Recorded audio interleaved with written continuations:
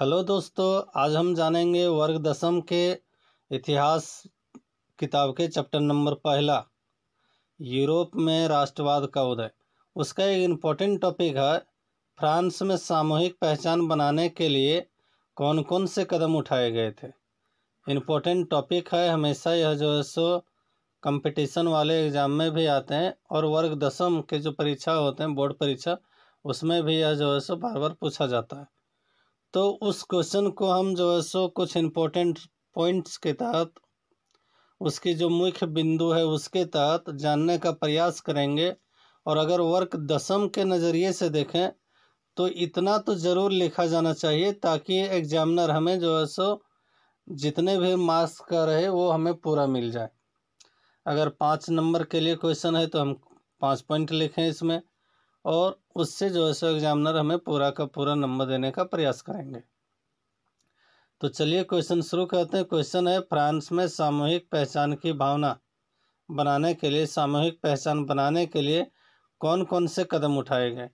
तो उसका आंसर हम लोग जानेंगे। तो इसमें देखिए, सबसे पहले जो भी राज्य वहाँ थे, प्रत्येक राज्य को एक स्टेट जनरल, प्रत्येक राज्यों से एक स्टेट जनरल चुना गया और उसका नाम बदलकर नेशनल असेंबली रख दी गई। नाम बदलकर क्या रख दिया? National assembly. प्रत्येक राज्य से एक general state, state general, general state, दोनों एक ही चीज़ है। तो स्टेट जनरल चुना गया और उसका नाम बदलकर नेशनल असेंबली रखे गए। यह जो है सो फ्रांस के जितने भी राज्य थे सभी राज्यों से चुना गया। पहला टॉपिक। दूसरा टॉपिक, पूरे फ्रांस की राष्ट्रभाषा जो थी उसको फ्रेंच बना दिया गया। फ्रेंच को पूरे फ्रांस के लिए राष्ट्रभाषा घोषित किया गया। तो ये 2 पॉइंट हुए। तीसरा पॉइंट, एक प्रशासनिक व्यवस्था लागू की गई जिससे वहाँ के लोगों के लिए समान कानून का अनुभव हो। ऐसा लोगों को लगा कि एक समान कानून सबों के लिए है। एक समान कानून जब सबों के लिए है तो कहीं न कहीं वहाँ पर सामूहिक पहचान बढ़ेगी। और ऐसा कब हुआ? जब वहाँ के प्रशासनिक व्यवस्था में सुधार किया गया। तो अगला चीज़, आंतरिक आयात और निर्यात शुल्क जो थे वो समाप्त कर दिए गए। आंतरिक, अगर देश के भीतर कोई भी खरीद या बिक्री कर रहे हैं तो आयात निर्यात का जो शुल्क था वो समाप्त कर दिया गया। इसके अलावा सीमा शुल्क खत्म किए गए। सीमा शुल्क, फ्रांस जब अलग अलग छोटे छोटे राज्यों में बटा हुआ था तो एक राज्य से दूसरे राज्य में व्यापार करने के लिए अलग अलग प्रकार के सीमा शुल्क लगते थे। तो उनको पूरे फ्रांस के लिए समाप्त कर दिया गया। कहाँ के लिए? पूरे फ्रांस के लिए समाप्त कर दिया गया। और भार तथा माप की एक समान व्यवस्था लागू की गई। अब क्लास 9 में पढ़े होंगे, फ्रांस में भार और माप का एक समान व्यवस्था लागू नहीं था। कहीं 1 मीटर कपड़ा इतना लंबा तो कहीं 1 मीटर कपड़ा इतना लंबा, उसके जैसा, फिर कहीं 1 मीटर कपड़ा इतने लंबा, फिर कहीं इतना लंबा। और उससे क्या होता, खरीद और बिक्री करने में, लोगों को व्यापार करने में बहुत ज़्यादा परेशानी होती थी। तो उस परेशानी से बचने के लिए पूरे फ्रांस में एक भार और एक माप लागू किया गया। अगला चीज़ है, इसी में अगला टॉपिक, स्कूल और कॉलेज की छात्र छात्राओं के द्वारा भी, स्कूल और कॉलेज के छात्रों के द्वारा भी समर्थन के रूप में क्लब बनाए गए। जैसे यहाँ पर बनता है युवा क्लब, गांधी क्लब। तो उसी प्रकार से फ्रांस में अब जो भी नए क्लब बने उनका नाम जैकोबिन क्लब रखा गया। और जैकोबिन शब्द फ्रांस के लिए एक सामूहिक शब्द था।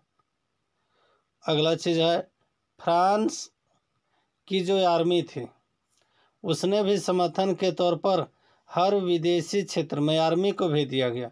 जितने भी विदेशी क्षेत्र थे वहाँ पर आर्मी को भेज दिया गया। और जब आर्मी वहाँ पर चले गए तो फिर कहीं ना कहीं उनके अंदर राष्ट्रवाद की भावना बढ़ती चली गई।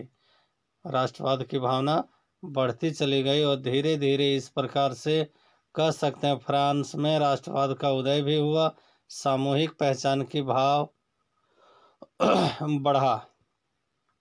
तो फिर से जान लेते हैं 5 पॉइंट इनमें से कौन कौन से हैं। तो ये हो गया पॉइंट नंबर पहला में प्रत्येक राज्य से एक स्टेट जनरल को चुना गया। प्रत्येक राज्यों से एक स्टेट जनरल को चुना गया। दूसरा इसका प्रमुख टॉपिक है फ्रेंच भाषा को वहाँ पर राष्ट्रभाषा घोषित किया गया। फ्रेंच भाषा को क्या घोषित किया गया? राष्ट्रभाषा। तो पहला टॉपिक में प्रत्येक राज्य से एक स्टेट जनरल चुना गया। दूसरा पूरे फ्रांस के लिए फ्रेंच भाषा को राष्ट्रभाषा घोषित किया गया। तीसरा एक प्रशासनिक व्यवस्था लागू किया गया जिसके अंतर्गत सबको एक समान कानून लागू किया गया, सबों के लिए एक समान कानून बनाया गया। उसके बाद चौथा जो इम्पोर्टेंट पॉइंट है, आयात निर्यात सीमा शुल्क ये दोनों समाप्त हुए तथा एक भार और एक माप की प्रणाली अपनाई गई। क्या अपनाई गई? एक भार और एक माप की प्रणाली। अगला है स्कूल और कॉलेज के जो भी छात्र थे उन्होंने भी समर्थन देने के लिए क्लब का गठन किया और उस क्लब का नाम जो है सो रख दिया जैकोबिन क्लब। अगला टॉपिक, फ्रांस के जो भी आर्मी थे उन्होंने भी समर्थन के तौर पर हर विदेशी क्षेत्र में उसको भेज दिया गया और उससे भी राष्ट्रीय भावना जागृत होती गई। अब इसका हम लोग थोड़ा सा देख लेते हैं इम्पोर्टेंट ऑब्जेक्टिव क्वेश्चन। तो पहला ऑब्जेक्टिव क्वेश्चन ये हो सकता है कि फ्रांस में जो प्रत्येक राज्यों से एक को चुना गया उसे क्या कहा जाता था? तो आंसर होगा स्टेट जनरल, उसको कहा जाता था स्टेट जनरल। दूसरा, स्टेट जनरल का नाम बदलकर क्या रखा गया? स्टेट जनरल का नाम बदलकर नेशनल असेंबली रखा गया। तो ये दो ऑब्जेक्टिव क्वेश्चन इससे आ सकते हैं। अगला चीज,